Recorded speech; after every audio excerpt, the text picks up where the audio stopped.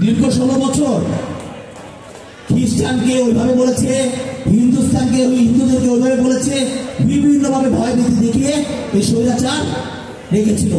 এই জামাত এখন যা করছে, এই জামাতের উপর অনেক চাপ ছিল, আন্তর্জাতিক চাপ ছিল জামাতকে আমাদের দল থেকে সরিয়ে দেওয়ার জন্য।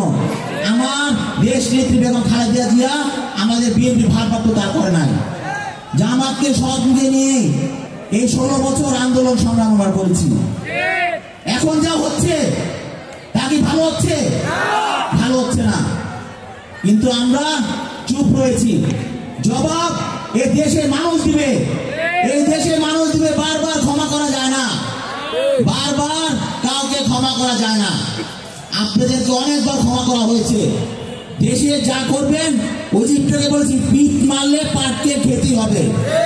দেশের পরিস্থিতি এখনো সময় আছে, ঠিক করুন, না হলে দেশের মানুষ ও শেখ হাসিনা যেভাবে বিতাড়িত করেছে, যেভাবে এই দেশ থেকে গণ অভ্যুত্থানের ভিতরে করেছে, ওইভাবে নতুন আবার কোন স্বৈরাচারী সরকার আসলে এইভাবে বিতাড়িত করবে।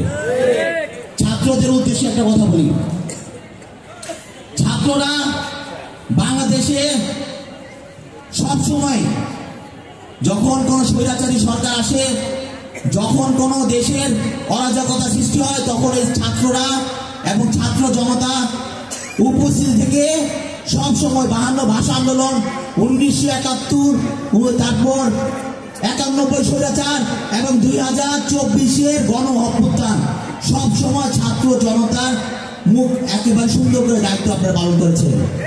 আপনারা আগামীতে করবেন। কোন স্বৈরাচারী সরকার আসলে দল গঠন করতে হবে কেন? দল কেন গঠন করতে হবে?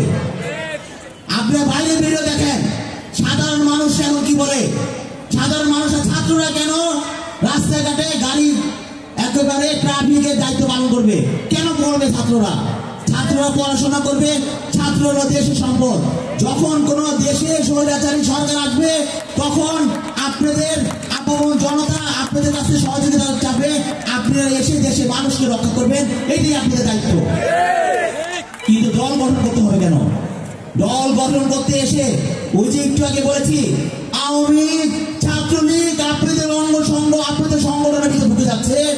আপনারা নেতৃত্বের অভাবে, লোক বলার অভাবে তাদেরকে নিতে বাধ্য হচ্ছেন। এরাই বিভিন্ন ভাষায় ডাকাতি করছে, আপনাদের ইমেজ নষ্ট করছে।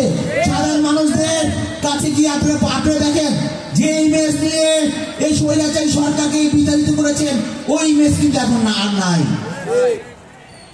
সুতরাং আপনারা আমাদের সন্তান, আমার ছেলেও সেকেন্ড ইয়ারে পড়ে, আমার ছেলেও আন্দোলন ছিল, লুকায় গেছে। আপনারা হলো আমাদের সন্তান। আপনারা দেশের এবং জাতির, রাষ্ট্রের যখন দুঃসময় আসবো, তো আপনারা নেমে পড়েন, কোনো সমস্যা নাই। আপনারা দেশের সন্তান, দেশের অবস্থা যখন খারাপ পরিস্থিতি, তখন আপনারা থাকবেন। কিন্তু দল গঠন করা ঠিক হয় না। এই দল গঠন করার কারণে একটু যে বললাম, আপনাদের সাথে ঢুকে লোক বলের অভাবে আপনাদের ইমেজ নষ্ট হয়ে গিয়েছে।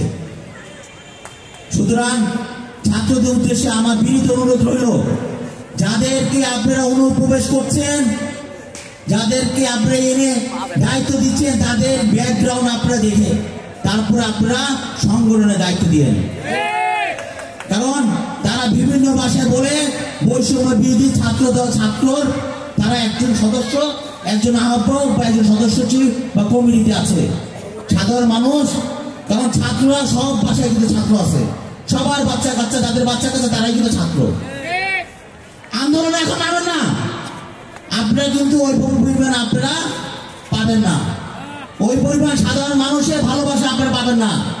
যে ভালোবাসা ওই যে 24শে জুলাই আগস্টে আপনারা পেয়েছিলেন, এখন পাবেন ওই আওয়ামী প্রেতারা ঢুকে আপনাদের ভিতরে ঢুকে অরাজকতা করে, এটা পাবেন আপনারা।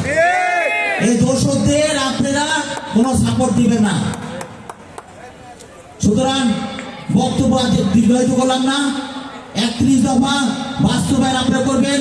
বিএনপির ভারপ্রাপ্ত চেয়ারম্যান বলেছেন 31 দফা সম্বন্ধে সাধারণ মানুষদের কাছে 31 দফা বোঝাতে যাবেন।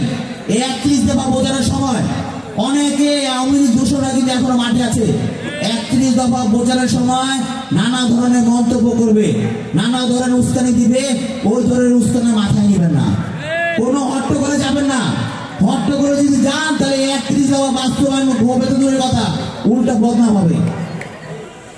দায় হেরানোর কাজ করা যাবে না।